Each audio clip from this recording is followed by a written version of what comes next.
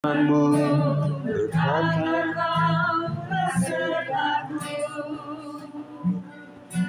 maka keluar roh dan jiwaku,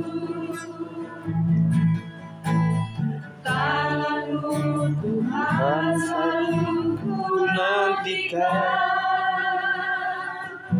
di setiap langkahku percaya, dengan sayapmu ku akan terbang tinggi. di tengah badai hidup, ku tak menyerah. Kau ada dan perlindungan hatiku, pertolongan-Mu di tempat maha tinggi. Ku mengatakan aku berserah. Kau nantikan, Kau yang ku sembah, Yesusku, Rajaku.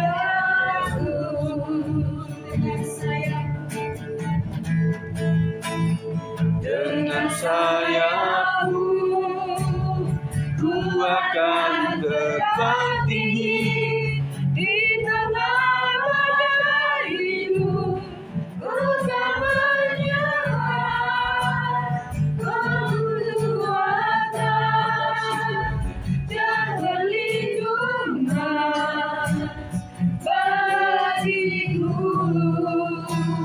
pertolongan-Mu di tempat maha tinggi. Ku mengatakan aku berserah. Aku nantikan, Kau yang ku sembah, Yesusku, Rajaku. Katakan, Yesusku, Rajaku, Yesusku, Raja. Sekali lagi, Yesusku, Rajaku, Yesusku, Rajaku.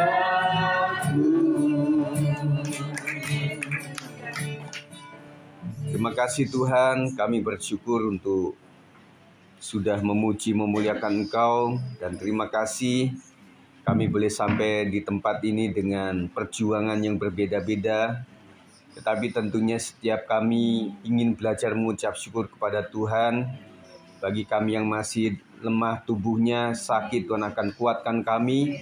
Dan kami percaya di dalam kekuatan iman kami, sepulang dari tempat ini kami boleh mendapatkan kelegaan, pemulihan daripada Tuhan. Terima kasih ya Tuhan, kami ingin bersyukur lebih lagi.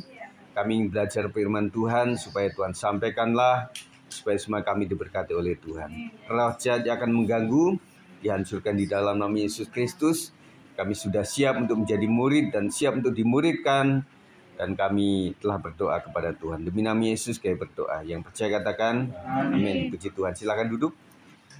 Puji Tuhan, terima kasih untuk Ibu Nina yang sudah memberikan tempatnya hari ini. Luar biasa, di sebelah ini memang ada kesibukan, di atas juga ada kesibukan. Tadi saya tanya bagaimana parkirnya begitu ya. Nah, puji Tuhan, itulah mereka ini memang berkatnya dari situ ya. Nah, kita bersyukur hari ini. Terima kasih untuk kesaksiannya yang luar biasa. Saya juga merasa diberkati. Oh, lebih panjang lagi, luar biasa tadi ya. Jadi itu adalah khotbah kehidupan. Jadi Mbak Sol juga sudah ungkapkan perjalanan yang enggak sedikit, panjang banget, bahkan kalau saya lihat satu persatu punya kesaksian sendiri-sendiri ya. Dan saya melihat ini adalah kemurahan Tuhan. Dan kita tetap mendoakan dan terus mendoakan untuk keadaan di Indonesia secara umum. Karena hari-hari ini memang sedang terjadi banjir ya, dan Kota Depok juga ada sebagian tempat, dan kemarin di WB itu juga saya katakan bahwa kita bersyukurlah Bu ya, Ibu Mika yang bocor-bocor Tetapi saya melihat bahwa di tempat lain itu, terutama di Cililitan ya, yang saya lihat banyak sih tayangannya itu ya. Ada di Sukabumi, ada di mana-mana, ada di Bandung juga, di Bogor ya. Dan kita melihat tayangan itu, dan akhirnya kembali lagi lah bahwa ketika kita melihat bagaimana perjuangan orang itu, dan ada seorang yang mengatakan bahwa di daerah Cililitan kalau nggak salah itu, pokoknya teman-teman semuanya, para wartawan, kalau kami sudah banjir pasti udah jatuh miskin aja. Karena semua perabotan nggak bisa diselamatkan. Nah, akhirnya ada beberapa orang juga yang mengungsi itu dengan pikiran, ya paling nanti reda gitu ya. Ya cuma dengan yang ada di badan saja. Nah, setelah itu berjam-jam, oh ternyata penuh. Air itu sampai segini gitu ya. Dan akhirnya saya bilang bahwa setiap kita selalu ada ucapan syukur lah ya. Kita cuma bocor, kita cuma tergenang, itu jalanannya ya. Gak sampai masuk rumah, itu adalah anugerah Tuhan. Dan kemarin saya tanya kepada ibu-ibu juga, ada nggak yang terendam? Nggak ada. Ya puji Tuhan ya. Teman-teman ada nggak yang terendam? Nggak ada ya. Cuma jalanannya memang terendam. Nah puji Tuhan lah ya, kita bersyukur saja untuk itu. Dan hari ini kita akan belajar tentang rekonsiliasi yang memulihkan. Pembacaan kita, saya ambil juga dari pembacaan harian kita. Dan hari ini kita akan belajar di Kejadian 33 ayat 1 sampai 4 ya. Saya sudah share di grup jemaat. Nah kisah lengkapnya Bapak Ibu nanti akan baca ya. Kejadian 33 ayat 1 sampai 4. Sudah ketemu, kita akan baca sama-sama ya. Karena 4 ayat kita bergantian. Saya, kemudian bapak-bapak. Setelah itu para wanita. Nah yang terakhir ayat 4 kita akan sama-sama ya. Siap? Saya dulu ya. Baru nanti pria, wanita, baru kita bareng-bareng. Kejadian 3 ayat 1 sampai 4. Yakub pun melayangkan pandangnya, lalu dilihatnya lah Esau datang dengan diiringi oleh 400 orang. Maka diserahkannya lah sebagian dari anak-anak itu kepada Lea, dan sebagian kepada Rahel, serta kepada kedua budak perempuan itu. Bapak-bapak, menempatkan budak-budak perempuan itu, Lea beserta anak-anaknya di belakang mereka, dan Rahel Yusuf di belakang sekali. Ibu-ibu. Dan ia sendiri berjalan dengan mereka, dan dia sujud sampai ke tanah 7 kali. Ia sampai dekat kakaknya itu. Sama-sama. Tetapi Esau berlari mendapatkan dia, didekapnya dia, dipeluk lehernya, dan diciumnya dia, lalu bertangis-tangisanlah mereka. Dahuluan dalam perjalanan hidup kita, sering kita itu mengalami konflik dengan orang lain ya. Sebaik-baiknya seseorang dalam hubungan pasti pernah mengalami konflik. Betul ibu-ibu ya. Nah yang penting konflik, kadang orang berbicara, orang kalau berkonflik itu sebenarnya bagus, mendewasakan gitu. Kalau misalnya pacaran nggak pernah berantem, terus suami istri juga nggak pernah konflik, ini tanda tanya ini. Mereka pernah ngobrol atau enggak? Mereka pernah ada menangani masalah atau enggak gitu ya. Nah, cuma catatannya jangan berkonflik sampai enggak beres-beres, enggak ada penyelesaiannya gitu ya. Dan saya sebagai gembala juga melihat setiap keluarga itu pernah berkonflik lah. Antar ya kadang-kadang orang tua dengan anak nomor 1 dengan anak nomor 2, dan kakak adik itu juga sering seperti itu. Dan kita juga sering mendengar itu bahwa kadang-kadang saudara sendiri kadang-kadang malah enggak ini ya, malah lebih akrab dengan orang lain begitu ya. Nah, itu terjadilah. Tetapi kita melihat bagaimana kata Ibu Nina tadi, bukan masalah konfliknya, tetapi respon kita lah. Jadi menurut orang 1 anak itu masalah besar. Tapi buat Ibu Nina ya 4 anak ya oke aja ya. Meskipun awalnya juga susah ya. Awalnya susah banget. Jadi ibu-ibu di sini bisa melihat bagaimana keluarga ini begitu sulitnya untuk bisa mengatur semuanya ya. Apalagi si Lopi udah mulai remaja ya. Yang sudah punya perkataan sendiri, komunitas sendiri. Dan saya melihat memang anak Love ini perfect gitu ya. Dan saya tahu karena saya memang perfeksionis. Nah, orang perfect itu banyak apa ya? Banyak berpikir, malah nggak damai gitu loh. Karena apa-apa itu ada yang nggak bener gitu loh. Saya pernah ngalamin itu, apa-apa nggak beres itu nggak bisa tidur, saudara sekalian. Dan saya mulai akhirnya muncullah apa-apa ditangani sendiri. Kalau Bapak Ibu sering melihat saya itu apa-apa kan suka tangani sendiri. Bahkan kalau minta tolong kepada seseorang nggak cepet, saya akan tangani sendiri gitu. Hari ini luar biasa juga karena tadi malam itu saya lupa karena jam di kamar itu mati, jadi nggak ada baterai, nggak tahu saya bangun jam berapa itu. Saya melihat itu kok klosetnya ya rusak, jadi nggak bisa ini. Wah, pikiran saya itu semalaman mikirin itu saja gitu loh. Karena besok kan latihan dan kemudian berikutnya minggu udah ada sekolah minggu gitu ya. Wah, saya pikiran terus gitu ya. Akhirnya saya pikir-pikir bagaimana caranya. Saya hampir panggil Pak Di Hartono itu ya. Tapi ya saya kan seorang laki-laki mencobalah begitu ya.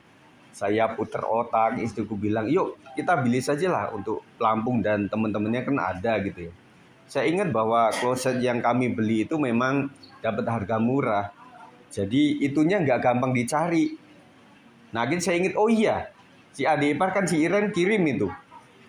Kloset lama dia kan ke kami gitu ya.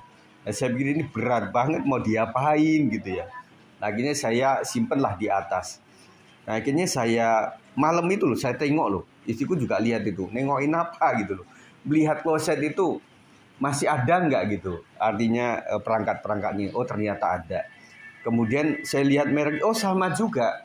Mereknya sama. Nah, kemudian saya coba pasang-pasangin. Namanya aja sudah, meskipun belum tua, tapi sudah umur juga. Gak biasa jongkok kan. Nah, saya jongkok muterin, aduh ini kena juga.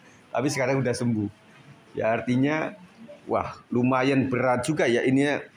Nah, kemarin saya itu lagi benerin kabel. Karena kabel yang mixer ke laptop itu ternyata gampang melesek gitu loh.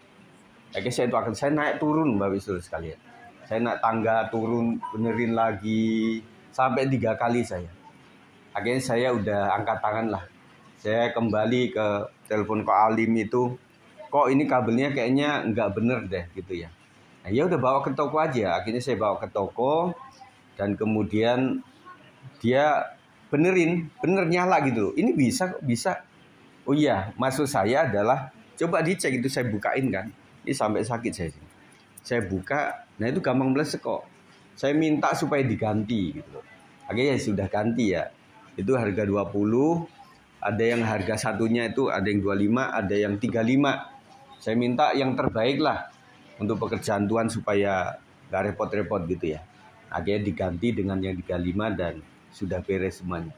Nah, kalau ada sesuatu yang gak beres itu saya gak bisa diem gitu loh. Mikirin terus gitu ya. Sampai semalam-malam pun saya turun gitu loh. Nah, itulah ciri khas dari saya. Sejak saya pengerja itu memang hal kabel, hal sound system itu saya agak peka gitu ya. Nah, kadang-kadang saya malam-malam tuh turun. Gak tahu kenapa ya, saya ada rentek untuk turun gitu loh. Akhirnya saya lihat semuanya, bener. Ada speaker yang belum dimatiin gitu ya. Kalau ada lampu jelas kelihatan waktu gelap. Nah, itu speaker itu kan di belakang lampunya itu. Jadi mesti diiling-ilingi gitu loh. Akhirnya saya matiin, oh iya juga ya. Bahkan ada sampai 3 hari, sampai ada yang pas Jumat menjelang ya. Pas PWP atau pas Kamis itu saya beres-beres itu, memang ada yang nyala juga gitu loh. Nah, jadi akhirnya ya itulah. Jadi Ibu Nina punya anak yang sudah mulai remaja ini luar biasa. Cewek lagi ya. Nah, puji Tuhan. Nah, tentunya konflik itu ada dan juga antara dua kakak adik ini juga mengalami konflik ya, konflik dengan orang lain, konflik dengan keluarga, persahabatan atau lingkungan kerja. Rasanya nggak ada yang sempurna lah dalam hubungan sosial kita itu ya. Konflik yang tidak diselesaikan bisa menimbulkan luka batin, dendam dan hubungan yang retak. Ada orang-orang tertentu yang termasuk saya lah, itu flegmatik melankolis itu mendam. Kalau ada masalah dipendem gitu. Jadi nggak segera gitu loh. Makanya sering saya gambarkan mending orang Batak gitu loh. Jadi hari ini habis-habis gitu loh. Berantem hari ini, besok udah lupa gitu loh. Nah kalau orang Jawa agak beda, agak ada belangkonya kan. Mentolnya di belakang. Jadi itu yang saya, aduh bagaimana ya. Nah sebagai gembala kan nggak boleh begitu. Nggak boleh memendam ya. Wah kalau saya memendam ibu-ibu, saya nggak mau khotbah. Bener ya. Tetapi karena ya udahlah, saya diuji terus bagaimana. Dan saya bersyukur pula bahwa saya itu mendapatkan mertua itu orang koleris murni. Tahu aja flegmatik sama koleris itu langit dan bumi. Ya bener ya. Saya dihajar luar biasa di situ. Ya kami saling mengasah lah di situ sampai akhirnya ya bisa sampai hari ini itu adalah anugerah Tuhan. Ya. Nah jadi tidak boleh lah yang nama konflik itu menjadikan luka batin karena nggak diselesaikan, ada dendam dan hubungan yang retak begitu ya. Nah kalau makanya saya sering sounding kepada jemaat itu, marilah kita itu memiliki roh pengampunan, mengampuni satu dengan yang lain. Kami keluarga gembala juga banyak kelemahan. Nah, ketika kami melihat teman-teman jemaat juga ada kelemahan, kami juga mengampuni gitu loh. Karena kita kan ibadah cuma sekali, jamnya sama, nggak mungkin kita pintunya cuma satu, betul nggak? Kalau ada pintu dua, satu masuk sini, satunya lewat sana bisa, kita nggak bisa, mesti di situ gitu ya. Nah kita dihajar terus. Nah dalam Kejadian 33:1-4 kita melihat perjumpaan kembali antara Esau dan Yakub setelah bertahun-tahun terpisah akibat pertikaian mereka. Kalau boleh tanya, Yakub dan Esau itu masalah apa ibu-ibu, bapak-bapak?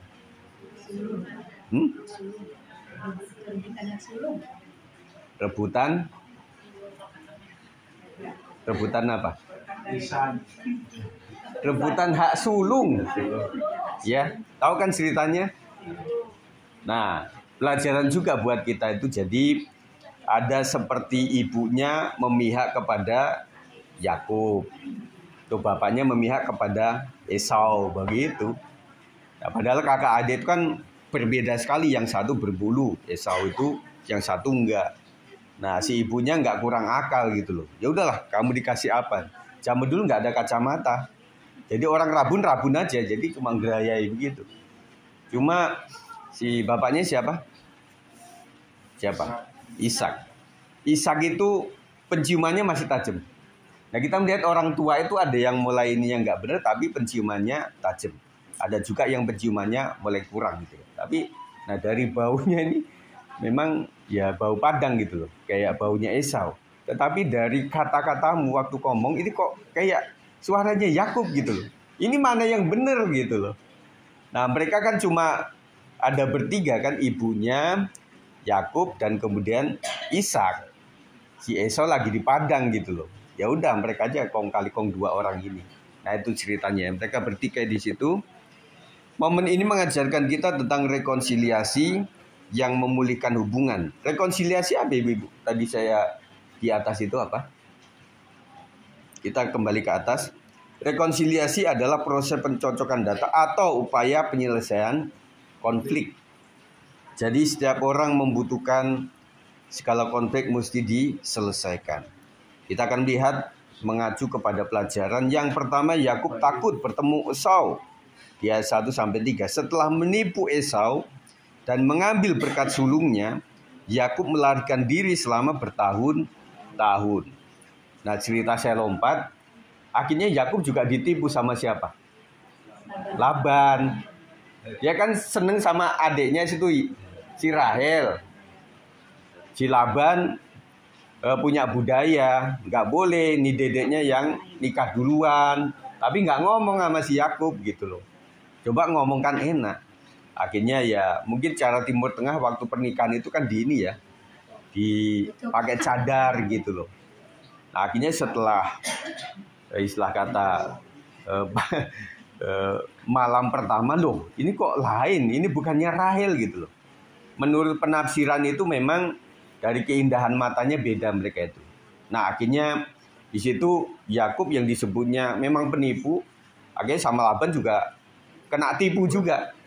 Akhirnya 7 tahun lagi untuk mendapatkan Lea. Akhirnya 7 tahun lagi mendapatkan harta bendanya begitu ya. Nah, makanya belakangan nanti Yakub dibilang sama malaikat, kamu jangan pakai itu dah. Kamu tukang tipu ini. Makanya digantilah sama Israel gitu ya ceritanya. Yakub ketakutan dan bersiap menghadapi kemungkinan terburuk. Memang Yakub itu sudah gini loh, dia sudah tidak pamitan sama Laban diperlakukan tidak baik, akhirnya mengumpulkan istri-istrinya dan kemudian seluruh keturunannya, kita kabur aja lah. Karena si bapak ini nggak bener gitu loh. Pokoknya sampai 10 kali saya ditipu sama dia gitu loh. Nah dia lupa bahwa dia juga pernah nipu gitu loh. Nah dia sudah kadung keluar daripada rumah Laban, nggak ada persinggahan lagi, dia mesti pulang. Karena Tuhan juga bicara kamu harus pulang. Tetapi pulang juga masalah besar gitu loh. Ya, masalah besar karena apa? Karena memang Esau ini takutnya juga nyerang saya lagi. Tetapi apapun itu Yakub tetap sepakat dengan dirinya. Kemungkinan yang terburuk pun aku akan hadapi karena aku sudah memang ya sudah salah gitu loh sama kakakku ini. Hal ini menunjukkan bahwa rasa bersalah dan ketakutan bisa menghantui kita ketika hubungan dengan orang lain belum dipulihkan. Makanya pesan saya itu adalah kita bisa berkonflik tetapi biarlah kita saling mengampuni, saling memaafkan meskipun belum lebaran, kita saling mengampuni, saling memaafkan gitu loh. Ya sudahlah, ketika kita melihat kesalahan orang, aku juga nggak luput daripada kesalahan. Jadi ketika kita melihat siapapun, dudukan orang tersebut kepada kita. Jadi membuatkan ya udahlah. Mungkin hari ini saya tugasnya menunjuk orang yang bersalah. Tetapi jangan sampai lupa bahwa suatu saat dudukan kita akan dibalik, bahwa kita akan ditunjuk sama orang. Nah itu ya, ibu-ibu sekalian, teman-teman semuanya. Refleksi, apakah ada seseorang dalam hidup kita yang pernah kita sakiti atau memiliki hubungan yang belum dipulihkan? Bagaimana perasaan kita terhadap situasi tersebut? Kalau Bapak Saudara bertanya kepada hambanya yang di depan ini, kepada istriku, tentunya semua pernahlah yang mengalami hal-hal yang tidak baik. Tetapi apakah dengan begitu, ya udah kalau begitu saya tinggalkan Depok saja, saya pulang ke Lampung. Dan kemudian saya nggak melayani lagi, nggak begitu. Karena siapapun Bapak Saudara, teman-teman jemaat, dan termasuk siapapun kami, tidak luput dari kelemahan dan kekurangan. Ketika ada saling mengampuni, di situ lebih damai di hati kita. Amin. Esau menunjukkan kasih. Yang kedua, pelajaran kita adalah alih-alih membalas dendam, Esau justru berlari menemui Yakub, memeluk, mencium, dan menangis. Ini adalah tindakan kasih dan pengampunan yang luar biasa. Saya sering gaungkan di jemaat saudara sekalian, marilah kita memiliki kasih dan pengampunan. Ya, seperti Allah memiliki kasih, maka Dia mengampuni. Kita juga seperti itu. Kita itu adalah orang-orang yang sebenarnya tidak layak untuk mendapatkan pengampunan dari Tuhan. Dan kita ingat bahwa Tuhan datang ke dunia, datang kepada kita, bukan di saat kita bersih, saudara. Di saat kita kotor, banyak kelemahan, banyak dosa di dalam hidup kita. Justru waktu itulah Tuhan datang kepada kita. Ingat ya, orang yang diampuni waktu berhutang, ya, kepada hakim, ya meminta supaya diampuni, supaya dilunaskan, diputihkan skala hutangnya itu, yang cuma beberapa. Kemudian waktu dia sudah diampuni, dia pulang, kemudian ketemu sama orang yang punya hutang sama dia, akhirnya ditagih sama dia. Wah, akhirnya hakimnya kan marah sekali. Kamu sudah mendapatkan pengampunan, tetapi engkau tidak mau mengampuni yang lain. Akhirnya dimasukkan ke penjara orang itu. Nah, gambaran ini membuktikan bahwa kita harus lihat bahwa siapakah kita ini. Kita banyak anugerah, ibu-ibu sekalian, bapak-bapak, ya. Kita harus belajar mengampuni yang lainnya. Milikilah kasih dan pengampunan. Esau memiliki alasan untuk marah, tetapi ia memilih memaafkan. Jadi betul, Saya kemarin sharing kepada WBI bahwa apapun itu tergantung kitanya. Masalah apapun itu tergantung respon kita. Jadi respon yang buruk, respon yang baik dari masalah yang sama, berkatnya menjadi beda. Ya, berkatnya menjadi beda. Tetapi si Esau ini mengambil hal yang terbaik, yaitu dia memilih untuk memaafkan. Daripada marah, dan dia berpikir ya hak sulung udahlah. Akhirnya itu sudah berlalu dan kemudian sisa-sisa berkat itu juga tetap dimiliki oleh Esau waktu dia meraung-raungkan, Bapak, ada nggak berkat lain selain berkat yang sudah kau kasih kepada adikku itu yang kurang ajar itu ya. Akhirnya memang Ishak memberkati juga Esau. Akhirnya dia melupakan semuanya. Dan kita melihat bagaimana Esau ini luar biasa loh ya. Jadi meskipun dia itu diberkatinya kan, wah engkau akan setiap ketemu sama seseorang kau harus membunuh dia, berperang lah begitulah. Tetapi akhirnya ya sudahlah, lupakanlah masa lalu itu. Dan akhirnya mendingan aku memaafkanlah adikku ini ya. Betul waktu ketemu dia menangis, mencium, dan itu luar biasa. Dan itu melebihi ekspektasi daripada Yakub. Yakub itu sudah siap mental. Kakakku membunuh aku ya silahkan sajalah. Karena memang aku ya memang salah gitu. Tetapi terjadinya beda. Malah Esau itu memaafkan adiknya. Ini mengingatkan kita pada bagaimana Allah menginginkan kita untuk mengampuni dan berdamai. Amin ibu-ibu sekalian, bapak-bapak. Bahwa biarlah sifat Allah ini ada dalam hidup kita.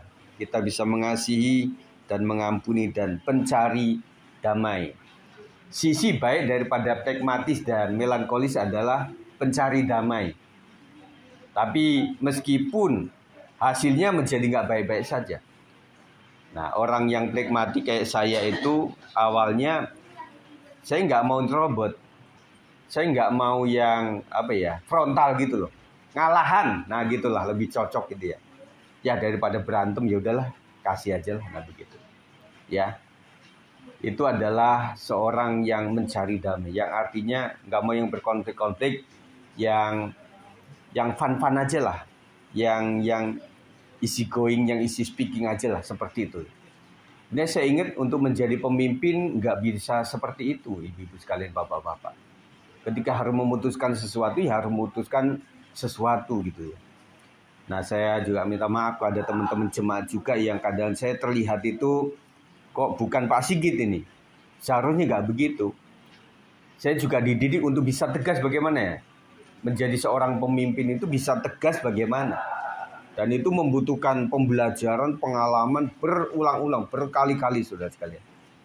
Apakah Pak Sigit pernah misalnya pingin hengkang daripada pelayanan ini? Saya teringat flashback bagaimana teman-teman ibu-ibu termasuk Bu Marta waktu itu yang memang udah Pak Sigit jadi PDM sajalah, apa yang sudah diajukan. Papa kan berkali-kali itu, Git, udahlah kamu jadi PDM sajalah. Saya bilang sama Papa, untuk apalah Pak? Udahlah saya main musik, udahlah. Akhirnya sampai betul-betul waktu itu saya ingat sama Bang Irwan waktu itu, waktu dia di Dewi Sartika masih di di meja makan itu dia tulis, Wan, ngapain? Oh lagi nulis lamaran Kak. Oh ngelamar kemana? Nah, dia kan ngelamar itu ya kerjaan sebagai guru. Saya ikut-ikutan sudah sekalian. Akhirnya saya memang udahlah, yang namanya Sigit ya mungkin melayani saja, nggak perlu PDM atau BDT begitu ya. Akhirnya benar, akhirnya teman-teman ya udahlah Pak Sigit ambil aja lah begitu ya. Akhirnya saya ambil, ya sudahlah.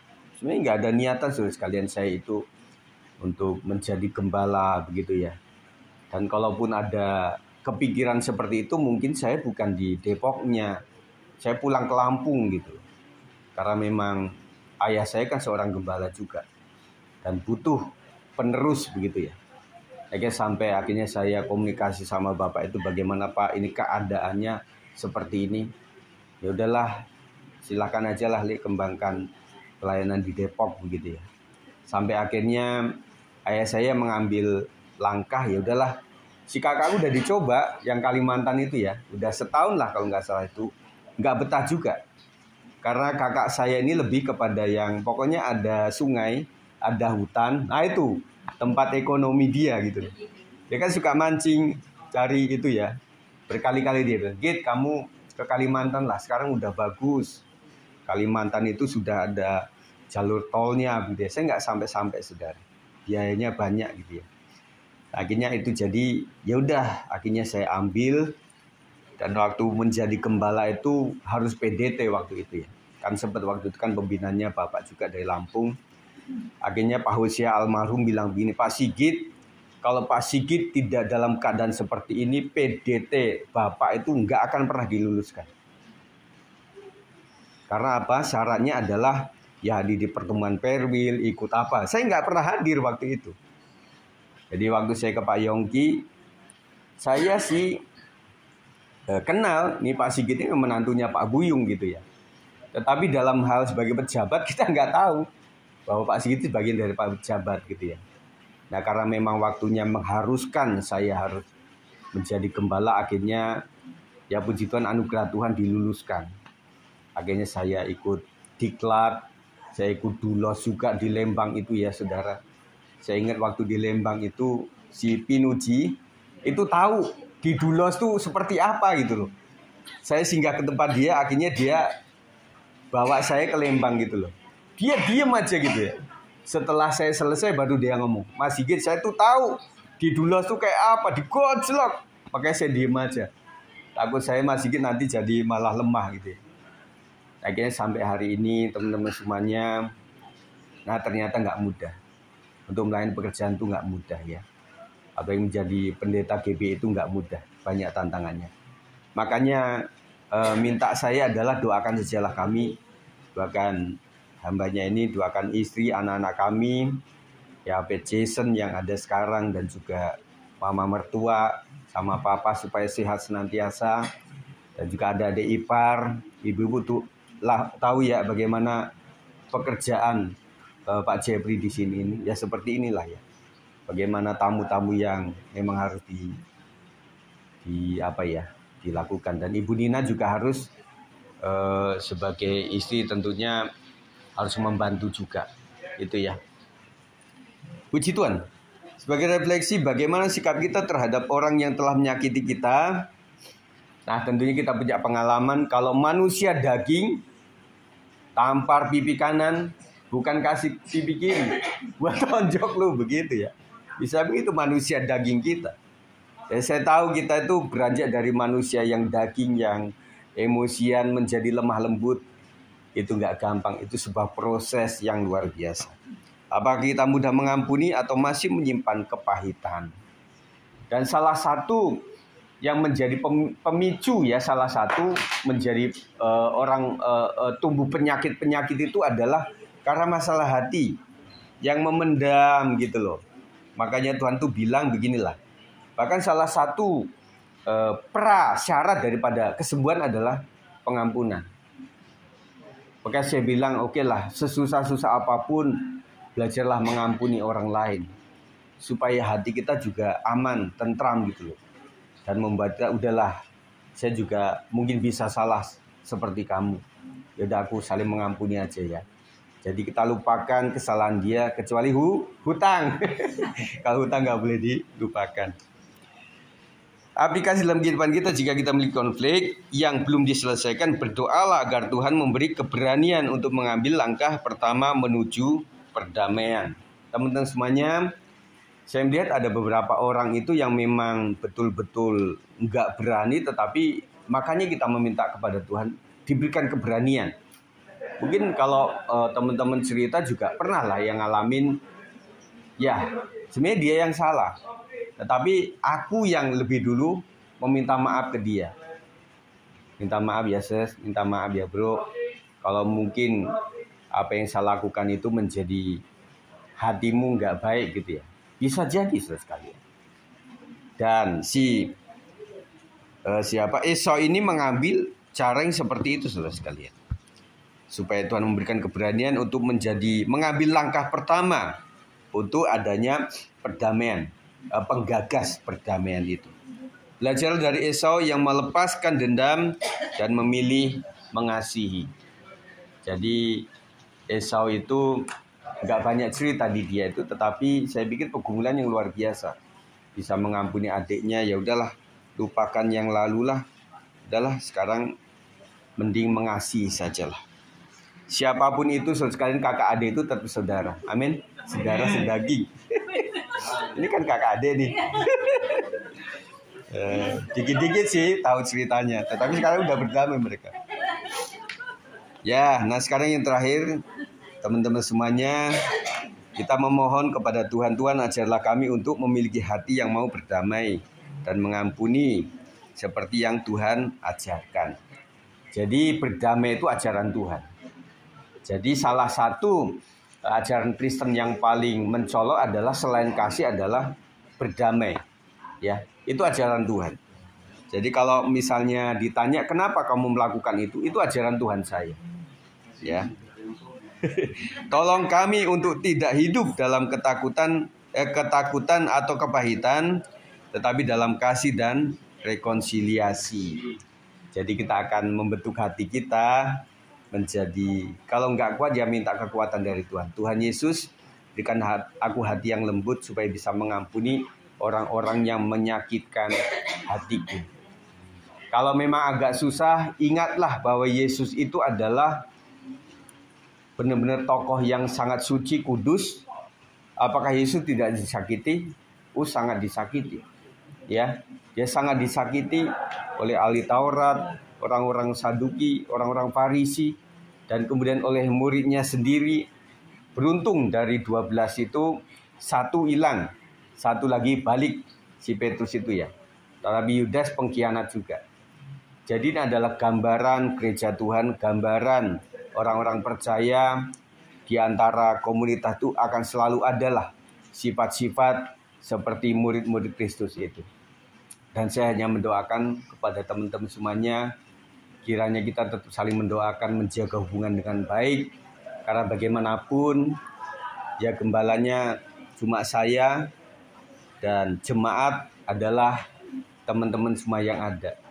Saya merasa daripada keluarga saya yang saya tinggalkan di Lampung itu, saya sangat mengasihi mereka, tetapi memang cara ketemunya nggak bisa. Susah banget untuk bisa ketemu itu. Paling bisa ketemu itu kalau pas Sinode Raya. Si bapak datang ke SICC, kemudian kakak juga datang di SICC. Nah itu baru kita akrab, bisa ketemu. Dan teman-teman pernah ketemu kan? Waktu di SICC itu, yang si bapak kita kasih KFC kan, sambutannya apa? Wah, panganan opo. Ya, karena si ayah saya ini lebih suka, lebih suka yang misalnya kayak tempe orek begitu loh. Udah itu aja, atau telur ceplok udah begitu, atau sama ikan asin sambal terasi udah enak gitu loh. Yang modern-modern malah enggak gitu ya. Nah ternyata dapatnya seperti itu. Ya cuma itu loh saudara. Nah suatu saat kita kan pengen manjakan ya si ayah saya ini. Waktu itu kita belikan tiket, zaman Pak Yulius ya waktu itu. Kita kirim ke bandara. Sambutannya apa? Git. Daripada tuh kok nih tiket kayak gitu mending tak nggo sangu. Bisa beli apa-apa saja. Ya habis naik pesawat cuma maknyuan gitu, sanyuan. Artinya udah selesai, habis itu dari bandara masih jauh lagi. Nah orang tua begitu ya. Nah puji Tuhan, itu adalah anugerah Tuhan yang luar biasa. Teman-teman semuanya terima kasih ya sudah hadir. Tadi juga kita berpikir ya Bu Nina ya. Makanya saya usulin ya udahlah kita di depan saja, mungkin cuma beberapa orang. Ternyata 1, 2, 3 semuanya adalah orang-orang yang berjuang untuk sampai tempat ini. Tuhan memberkati semuanya ya. Dan juga terutama keluarga ini, Tuhan memberkati luar biasa. Kita doakan Pak Jeffrey supaya pekerjaannya juga bisa menghasilkan sesuatu yang luar biasa. Puji Tuhan. Dan akhirnya sebagai peneguhan setiap doa kita nyatakan dalam nama Tuhan Yesus kami berdoa. Nah, itu selalu saya sounding saudara sekalian tentang ini, supaya doa kita itu apalah kita ini saudara. Bahkan doa kita banyak salah. Tapi saya ingat bahwa Tuhan bicara sebelum kita ngomong pun Tuhan sudah tahu. Dan kita minta Tuhan dalam nama Yesus. Ada 2 kalimat sakti saya akhiri ini. Yang pertama apa? Di dalam nama Tuhan Yesus Kristus. Yang kedua, oleh kuasa darah Yesus. Jadi untuk meneguhkan dalam nama Yesus Kristus, kemudian untuk mengusir setan dan sakit penyakit oleh kuasa darah Yesus. Puji Tuhan. Kita akan berdoa. Terima kasih Tuhan, kami ucap syukur, jadikan kami Tuhan memiliki hati seperti Esau dan Yakub, meskipun mereka pernah terlibat konflik oleh karena hak kesulungan, yang itu sesuatu bagi mereka ini Tuhan, tetapi mereka akhirnya sepakat rekonsiliasi, mengampuni satu dengan yang lain. Akhirnya mereka menjadi orang-orang yang betul-betul mendapatkan damai sepenuhnya. Kami juga seperti itu, kami melakukan itu karena ajaran Tuhan Yesus yang harus saling mengasihi dan saling mengampuni. Dan disitulah ada damai sukacita yang luar biasa. Dan kami percaya di dalam kesatuan, dalam saling mengampuni, di situ juga ada kesembuhan yang luar biasa. Ampuni kami Tuhan, jikalau kami kurang melakukan ini, dan kami berjanji ingin lebih lagi Tuhan mengasihi siapakah saudara-saudara kami selain ada teman sejemaat ini adalah orang-orang yang menjadi keluarga dekat kami Tuhan. Kiranya Tuhan memberkati luar biasa usaha mereka, kesehatan mereka, masa depan mereka, anak-anak mereka, cucu menantu mereka ada dalam berkat dan juga anugerah Tuhan. Demi nama Yesus, kami ucap syukur dan sudah belajar untuk semuanya. Kami menaikkan doa kami di dalam nama Tuhan Yesus Kristus. Yang percaya katakan amin.